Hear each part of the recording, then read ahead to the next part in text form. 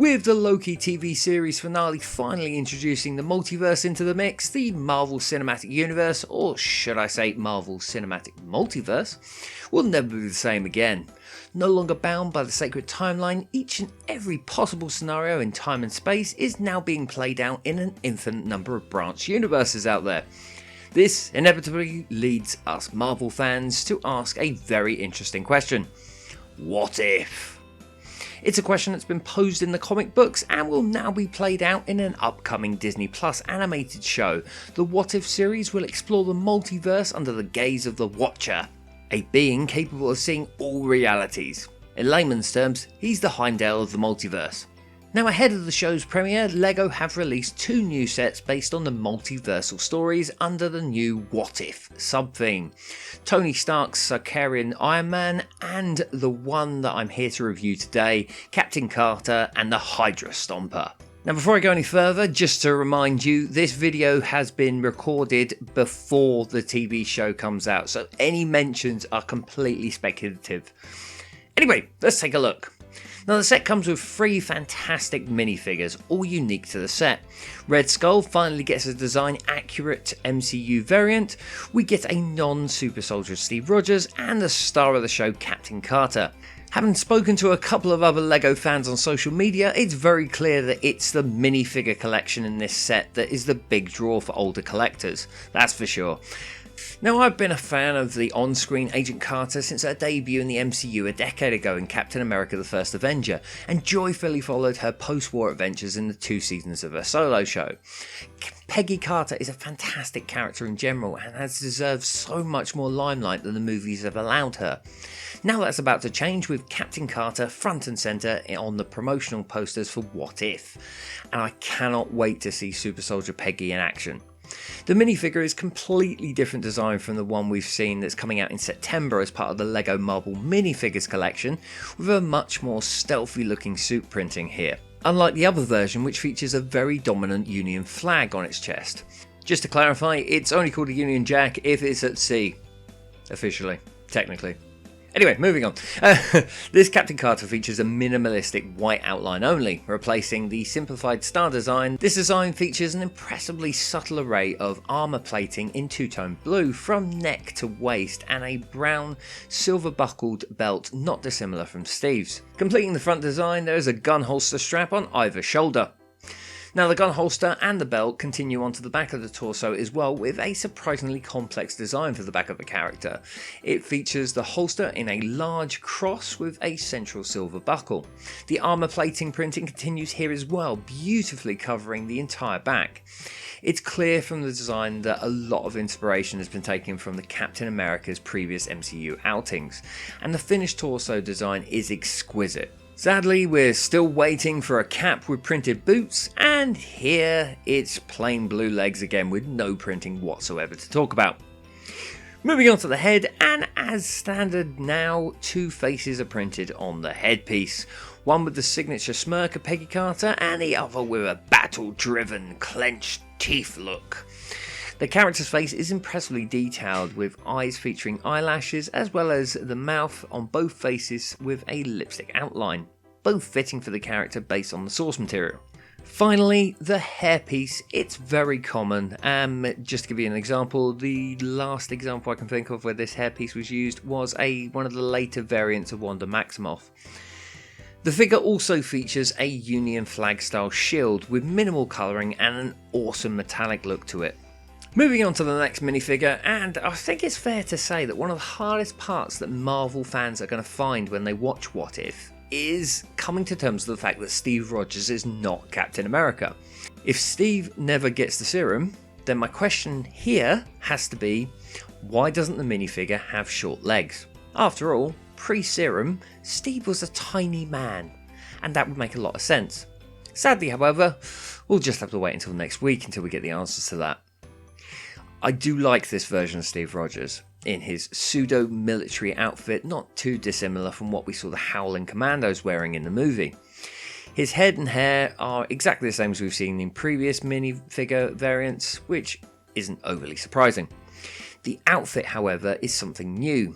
It's primarily olive US Army green in colour, and it features an airman's jumper and the buckles and straps of a parachute.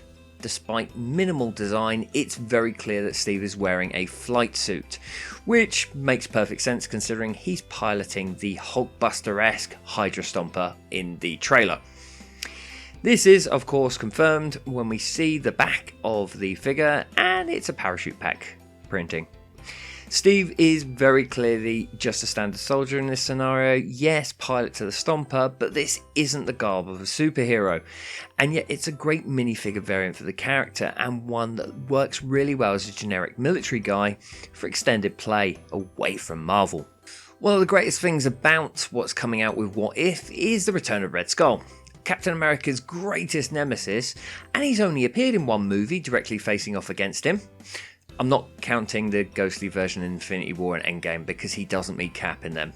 Given his major lack of involvement in the MCU post the first Avenger, it's great to see the character returning to his World War II height of power to face off against Captain Carter. More importantly, however, this is technically the character's MCU variant debut, and it's wonderfully movie accurate. Now, a set did come out when the first Avengers movie was released, and it did include Red Skull, but the printing took a lot more inspiration from the comics. Looking at this new variant, and let's start off with the bright red headpiece, the tone of which matches that previous variant, but with a newer, more sinister looking face printing. The skull-like markings map out the cheekbones and the forehead, and they surround the large glaring eyes, nose hole and evil smirk. It's a great look for Red Skull, but this is not the highlight of this minifigure. As we move down to the all-black torso and legs, the design print captures the long Hydra/Nazi coat worn by Schmidt in the first Avenger, with the torso, waist and legs lining up very well. The coat print comes complete with the oversized lapel and gun holster strap with the silver buckle, as well as a subtle hint of red stripes down each side. One of the most exciting aspects of this is the belt, which includes a large silver buckle in bronze with an impressively detailed Hydra logo. This wonderful design continues onto the back of the minifigure, though it's not quite to the same level. In fact, it features an almost mirrored image of what we see on the front, but without the buckles. Red Skull also includes a brilliant one-piece tesseract and a standard stud shooter. Moving on to the big build, the Hydra Stomper, and if Howard Stark built a Hulkbuster using 1940s technology, this is exactly what I would expect it to look like, and based on the trailers of the show, that's pretty much what we've got here. Though this isn't Veronica, this is a Hydra stomping tank on legs. When I first saw the reveal for this set, my first thought was, oh come on, another Marvel mech set? But now I've built it, I love it. At a similar size to the Age of Ultron Hulkbuster, the Hydra Stomper will take the average builder about 30 to 45 minutes depending on how good you are at applying stickers, because there's 12 of them, and that's quite a lot for a build of this size. Whilst I quite like the Captain America branding on the chest, I honestly don't believe that the build would have suffered that much if a few of the 2x2 stickers just weren't there. This is, after all, a tank, most likely built by Howard Stark. I'm sure he would appreciate sleekness. Thankfully, the large, very awesome headpiece is pre-printed like its Marvel mech predecessors. Stickers aside, there aren't going to be too many surprises for anyone that's built a Buster-style mech over the last 5 years, and yet this is far from a carbon copy of what came before. First of all, let's take the colour. The last time I saw this much green in a build, it included either Lex Luthor or Green Lantern. So this is a pretty new colour on Marvel. And whilst this isn't quite the army green we get to see in the TV show, the 3 shades we get, combined with the grey pieces, make this a truly unique looking Marvel mech. One of the other changes they've made in the design over the Hulkbusters is subtle yet effective, a change to the mid-arm joint, swapping out the common ball connection with this Technics hinge. To look at, this might actually look like a weaker connection, but it adds sturdiness and stiffness to the arms which actually benefit the whole model. Not only does it feel like it's better constructed, but the stiffer joint actually adds to the idea that this was built from technology from 80 years ago. Continuing that theme, without the rocket technology of Iron Man at his disposal, this Stark invention actually has fitted massive rocket boosters on the back of the mech. It looks like something out of an early sci-fi B-movie, and that's the point. Now, anyone that spent any time building a LEGO Star Wars X-Wing should be familiar with the design of these rocket boosters. They're very similar to the ones you find on the back of the Rebellion's finest. They look great, and they add to the 1940s tech bulkiness of the Hydra Stomper. The final surprise with this build comes from the small 2x1 chest piece, because much like the large circular one found on this year's Ironmonger, it glows in the dark. It's a nice touch, especially if your younger LEGO Marvel fan is planning some nighttime raids of a Hydra base. Other than that, however, it's all fairly standard when it comes to Marvel mechs. There's stud shooter on each hand and 4 hinged fingers. Nothing too overly exciting. So overall, as I've already said, when I originally saw this set, I thought, I really do want those minifigures, but why another Marvel mech set? It wasn't the most positive first impression with regards to the Hydra Stomper, and I'll be the first to admit that I only purchased this set for the minifigures, like I'm sure many of you will. Yet, at some point during the Stomper build, I fell in love with it. I saw it for what it really is, and that's a period tech mech, a tank on legs for the Second World War. Somehow that change in context made the set worthwhile to me, and as I said, I fell in love with it. The subtle differences in the design and the retro colour and look of certain aspects of the Stomper really appealed to me as I completed the build. Please don't just look at it and say, ugh, another Marvel mech. Give it a chance. Of course, the big selling point is still very much the minifigure collection. I mean, look at what you're getting for your money, and this is a pretty low level price tag. You're getting Captain Carter, an MCU Red Skull, and Soldier Steve, 3 uniquely brilliant minifigures that are wonderfully detailed in their designs.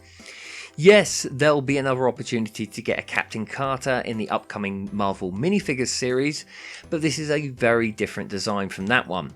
If that one is the Avengers Captain Carter, then this one is the Winter Soldier Captain Carter. Less colour, more action. This set is worth the price just for the minifigures. The Hydra Stomper is a worthwhile bonus. Anyway, thank you so much for watching this video. I hope you've enjoyed it. I hope you've enjoyed the review. Please do subscribe if you haven't already, and please do like the video if you've enjoyed it.